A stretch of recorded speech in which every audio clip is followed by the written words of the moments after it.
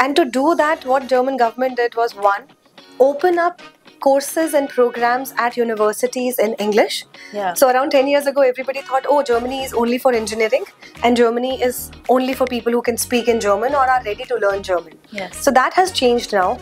We have courses in sustainability, green energy, data analytics, artificial intelligence, and also something that we call as organizational psychology. The courses taught at institutions have to stay relevant to the needs of economy. You don't need to come with German language skills to be a part of any course, any program, any degree in Germany. You said that Germany is one of the few countries or the only country who's providing free education to international students. A lot of them are free of tuition fee. So you do not pay a tuition fee. You go, you study, and you work part-time. Yeah. Once you're done with your degree, you get your full-time job and you stay back in the country. We have around 200 plus companies on our board that hire from us. Can you talk about a little that how Germany has become a leading study destination? They have an option to take something called the EU Blue Card.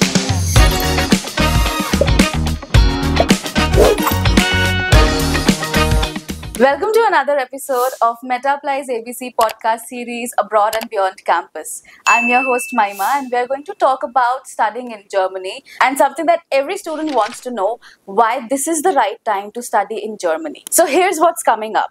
First, we're going to understand why Germany is becoming a leading study destination.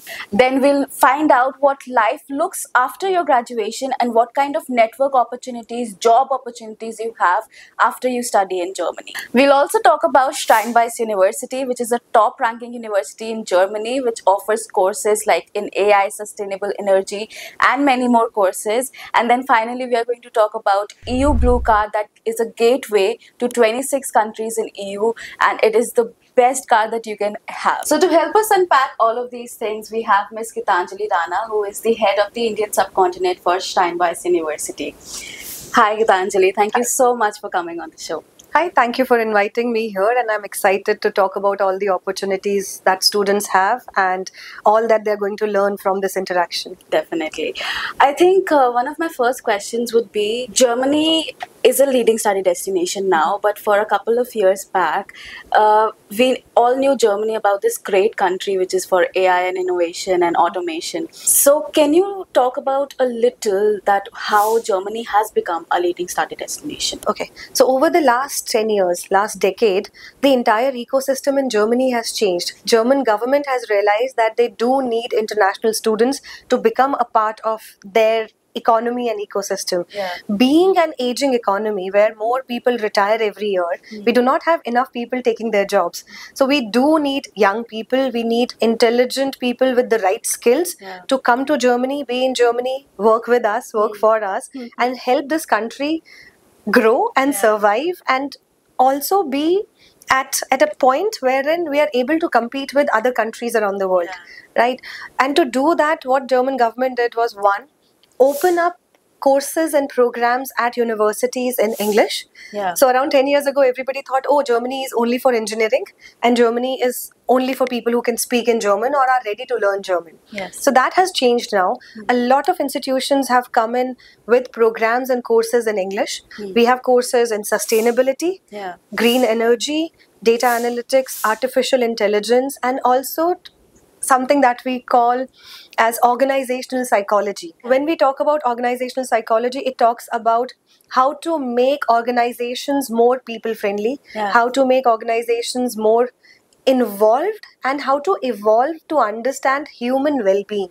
And after COVID, I think the government in general everywhere also realized how important it is for people to be mentally happy and healthy, and that has been taken up by German government very well, that they said we do need specialized courses that could teach how to be more involved and how to take care of the people in a company in a better way. So it means that Germany is actually coming up with these nuanced courses in which students get to actually learn skill sets that are required in day-to-day life and required, of course, in job opportunities as well. Absolutely. See, one thing, the government in Germany is very careful of what they launch and how they launch. So the education department will get involved and see what courses were launched by the university, how are they doing, how many students are doing those courses, and how many of them are getting placed. Yeah. If particular courses are not able to place students, they will not run. They will not get visas for those particular courses. Okay. So the courses taught at institutions have to stay relevant to the needs of economy.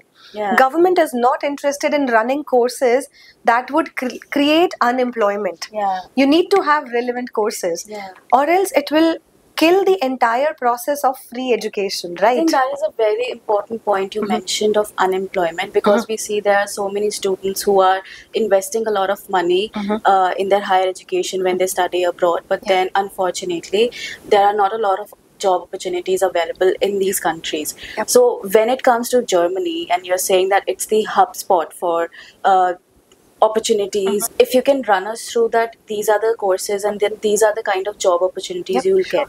Okay, so if you look at the German job portals, you will see more than 47,000 jobs that are available right now, from jobs in medical sector to jobs in engineering, yes.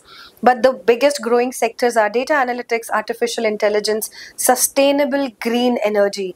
So there are some amazingly unique courses in sustainable green energy, or in courses wherein students get to work with industries. Okay. So Germany being kind of a mini Silicon Valley where you have so many startups. But the thing that has been given by the government as a thumb rule for startups is you have to be sustainable and you have to be green. You cannot have a new unit, a new business, or a new industry that will add to the carbon emission load. And you have to have green in place. So that is why a lot of new courses are around green energy, sustainable resources, sustainable businesses, so that the load and so that to make the entire country think and function with the same vision. You cannot have government saying one thing but the businesses and business owners doing a very different thing which doesn't match the vision. So German government is very cognizant of the fact that everything have to talk, everything has to be aligned to the vision of what they want and where they want to be. So they're very methodical in terms of you get the education exactly where you will then apply it in the job. And then of course going green is the need of the hour because of so many issues that we are facing. So few of the things that really highlights in Germany is that when we were also talking, you said that Germany is one of the few countries or the only country who's providing free education to international students. And then we also hear that it is the most, even with the private universities, they also are extremely affordable for international students. So can you talk a little bit about that? I'll give you just a comparative one. Apart from Germany, Japan has also now started giving free education. So they invite selected few students. So there's a selection procedure and then you can go to Japan and study. While talking about Germany, TUs, the public universities in Germany, has been giving free education to international students for more than 20-30 years. So if you are a high caliber student, you have your 70-80% scores and you're interested, you can apply to TUs. TUs have two kinds of education. One is taught in German. The other courses are taught in English. So if you... What is TU? TU is technical universities. Okay. So TUs, when you go to the DAAD website, DAAD, will give you an entire detailed information on how many institutions are there in Germany, what courses are available in English, what courses are available in German. And as an international student, you can apply to these courses and a lot of them are free of tuition fee. So you do not pay a tuition fee. You go, you study, and you work part-time. Once you're done with your degree, you get your full-time job and you stay back in the country. That's amazing. A lot of international students also get excited to come to non-TUs, which is institutions like Steinbeis, SRH, IUB, there are a lot many, wherein majority courses are taught in English. Because the government, I think, understood, and a lot of institutions also understood, that English being the business language of the world is needed. And they need to teach students in English. It means that German is not necessary if you want to study in Germany. Agreed, totally agreed, and it's true. You don't need to come with German language skills to be a part of any course, any program, any degree in Germany. Most institutions will have free German classes with the English taught programs. And I'll give you a logic why. when you're coming to Germany with zero German understanding, it's okay because you're coming for an English taught program. Yeah. But to survive, you need German. To take a taxi, to take a right train, to be able to read all the boards around you, or even to go to the supermarket and pick up the right milk, you need German understanding. So that's why we say when you start your course, side by side, we start your German language classes, and you do A1, A2, B1, B2. And if you want to continue doing C1, C2, which is the highest level of German language capabilities that you can have, you can continue doing that. And this is free of cost. This is free of cost, at least for Steinbeiß and for a lot of other public institutions where you're given free German classes. So whenever a student is picking up one institution over other, they need to look at, will I get free German classes or not? And to add to this, at Steinbeiß, we do German classes one-on-one. Okay. Because we understand it's a new language, it's a difficult language, and it might not be easy for a student to sit in a class of 20 to 200 and learn German. So what we do here differently is we have one-on-one classes with a native speaker. Okay. So that means the student has the flexibility to do things over and over again, and also to learn at their own pace. And our students have the freedom that they can choose when they want to do language classes. So you have your normal classes for your course during the week. If you have your internship, if you have your part-time jobs, and you do not have time during the week, you can do your German classes on weekend. Okay. If you have your part-time jobs Friday, Saturday, Sunday, then you can do your German classes on Monday, Tuesday. So we give you freedom to kind of decide when you want to do it and how you want to do it. Now you mentioned that there is one-on-one conversations. So can you talk a little bit about what is the academic style in German universities? And in our conversations, you also mentioned that universities in German are very different in comparison to the universities we have in Delhi, right? Yes. So what are the differences, and exactly what can students expect in when they want to study in German university? So this will be a talk about expectation setting. So normal Indian or Indian subcontinent, we have classes which are lecture based, wherein you'll have a professor teacher standing in front of the class. You will have 50 to 100 students sitting there with their notes open, and the teacher explains and teaches everything, every concept. That's not the case with institutions in Germany, in Europe per se. What we have is self-study methodology, wherein students are given notes to read before class. They come to the face-to-face class only to ask questions, have their doubts cleared, and if there is a very difficult concept or a very difficult thing that majority is not able to understand, then the teacher explains it to the entire class. Also, in terms of the class size, at Steinbeiß and a lot of other German institutions, our class sizes are very small. We have 15 students maximum, 15. In one class, so that the teacher and the class can have more in-depth conversations, can have in-depth doubt clearing time, and also that the students within the class can connect, network, learn and teach. They kind of decide on what they really want to talk about when the professor is in, so that there is no time wasting, right? And all these teachers, professors that are teaching at Steinbeiß are not professors per se. You mentioned in the conversation that was actually my next question, that given that it is such a small classroom and there are just 15 students, you get to understand their lives, what are their challenges, and then of course help them to work on them. And then secondly, the networking thing that you mentioned, and I wanted to talk about that these are professionals, and these are working professionals, experts in their fields. So how does that help the students? So these classes are taught by working professionals, as you said, and these are people who are directors, CEOs, CFOs, or business owners and founders of various companies. So they teach relevant things, they teach from experience, they teach what is happening in the industry right now. So that means when you are interacting with the students, this teacher is interacting, if they see strength, if they see right attitude, if they see the right skill, they pick these students up to work in their projects, in their companies, in their startups. So it's a little ecosystem that is built wherein every student knows everyone else.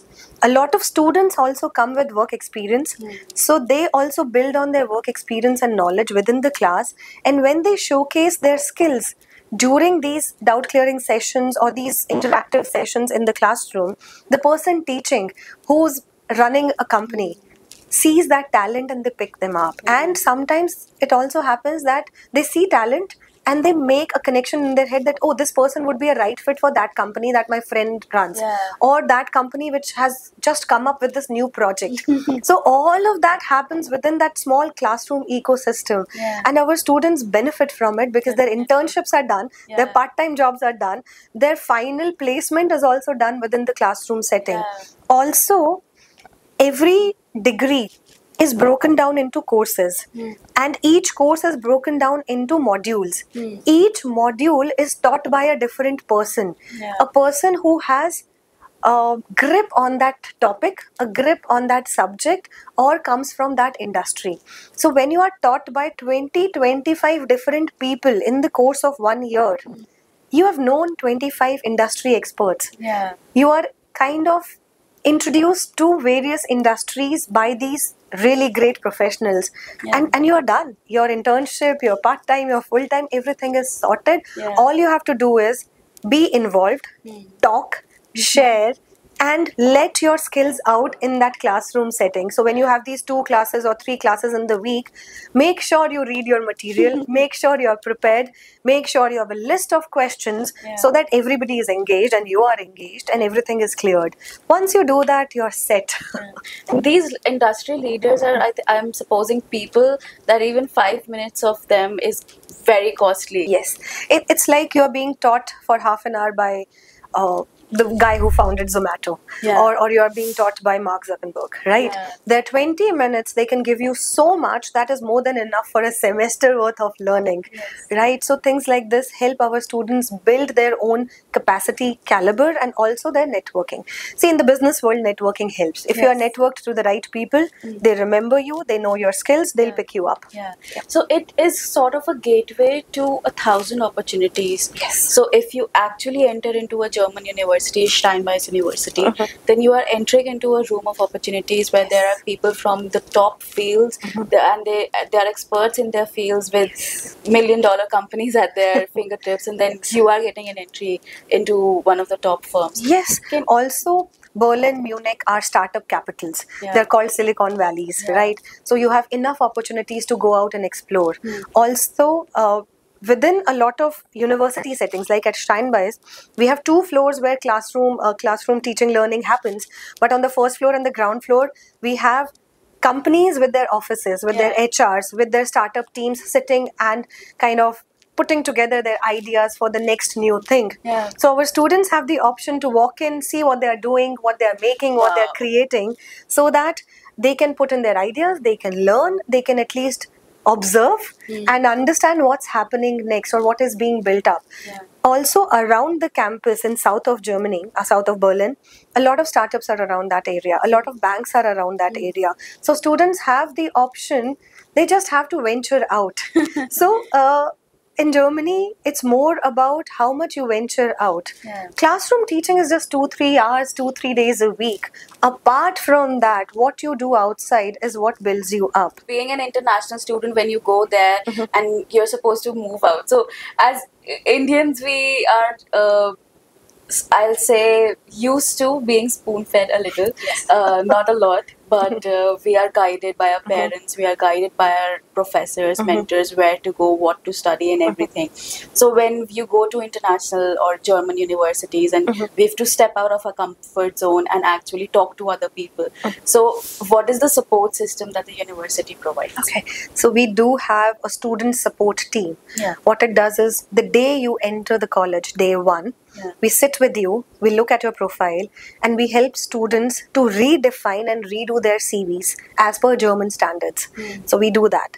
Then we share on a weekly or a monthly basis a list of opportunities that are there around the campus so that they can do their studies but also work. So we share those opportunities with the students, and the students have to pick and choose and tell us what matches their career trajectory or what resonates with their dream of what they want to be and where they want to be. And then they come and sit with us. We do mock interviews. We prep them for what to expect, what not to say, what to say and stuff like that, because these are their initial first interviews with German companies. So what is expected and what is right and what is wrong may be different from what they have been trained on back home in their home countries, right? So we retrain them, we help them unlearn a few things so that they are prepared to be at these interviews. Yeah. We have around 200 plus companies on our board that hire from us. So, My God. so our students So get 200 plus companies are just there to hire the new set of students. yes. Also, the present set of students who are just entering, because there are enough part-time jobs. So, German job market works and rely a lot of on part-time students. Yeah. So, you work part-time 2 hours, 4 hours, 8 hours, depending on when your classes are. You make your money, you get your return on investment, but also you, while you are studying for 1 year or 2 years, you work with 4 or 5 different companies. So you have a taste of these 4 or 5 companies. You know how they function, which one is better for you, which one kind of resonates more with you, and then you pick and choose where you want to apply for a full-time job, and we help you. We help you. University keeps supporting them with the team as well. Yes, so we help you with choosing the right job, choosing the right designation, and once you are offered, we go through your offer and we run it through the legal department to make sure that you are being paid the right money and nobody is taking you for granted and taking you for a ride by paying you less than what you deserve. So we make sure you get what you need and you get what you are qualified for. I think this answers the question why Germany has become a leading study destination, because the kind of trajectory that a student goes through, I don't think a student would find it anywhere else, because you're getting the right guidance, you're getting the right opportunities, the courses, the skill sets, the networking options, everything is there. And that too at affordable prices. Yes. So that's amazing. Yeah, there's a comparison that I usually draw and tell students. What you spend in London in 1 week is what you spend in Berlin in 1 month. Wow. So your yearly cost comes to around 11,000 euros. Okay. So that is decided by the government. All you need for 12 months of stay, your food, your travel, your anything else is around 11,000. So you need 900 to 1,000 euros a month to live, survive, be easy. You would not have to struggle, and that's why the blocked account amount is also $11,000 euros. That is decided by the government, that 11,000 euros is all you need as a student to survive, live, have fun, and be good. And can students earn that much through the paid Absolutely. their internships and the part-time jobs? Yes, they can. So in Germany, the rule is, it's not like UK and other countries, 20 hours a week and stuff. We do not divide it by hourly work in a week. We say students can work 120 full days in a year. Or 240 half days in a year. So out of 365 days, 240 half days you can work. Wow. And a half day is counted on the day when you do not have classes. Yeah. Okay, when you have classes, you manage your classes and other things. Days when you do not have classes on your timetable, you can go work full time. Earn your money, do your things. And during vacation, so during December vacation, during summer vacation, you can work full time, make your money. And usually students are able to make enough money during the vacation time to pay for their semester fee. Wow. So that's why they're pampered, they're taken care of.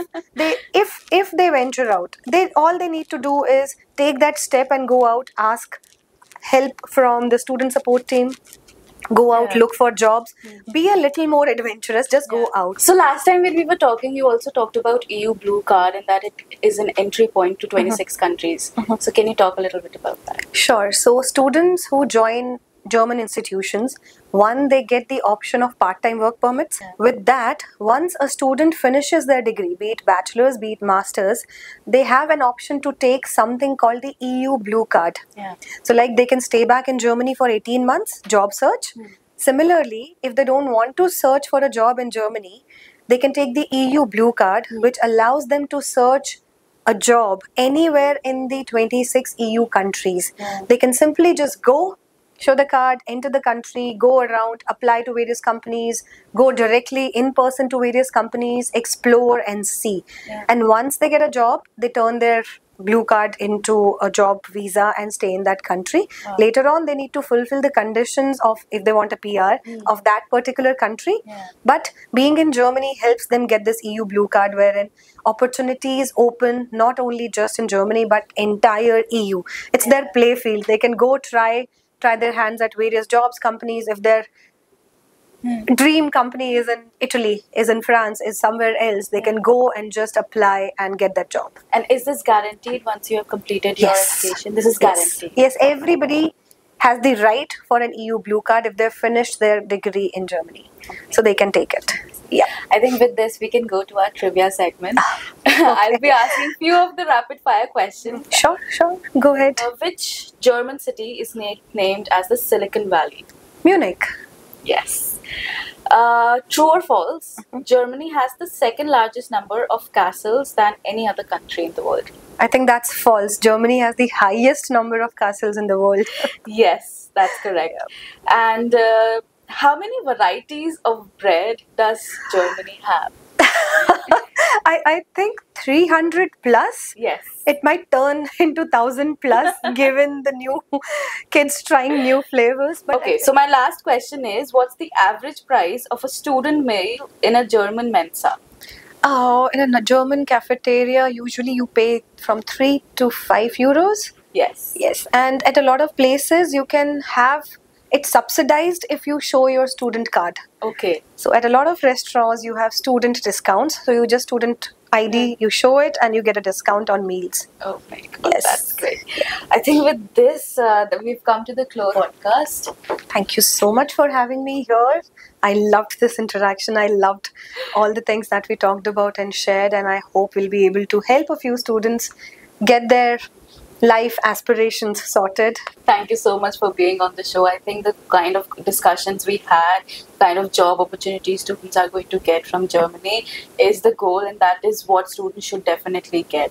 But Yes. thank you again for coming to the show. Thank you so much for having me. So if you like this episode, then make sure that you reach out to us in the comment section by writing study abroad, and make sure that you also hit the subscribe button and the bell icon so that you can stay updated with these episodes in which we talk about the realities of studying in the leading study destination.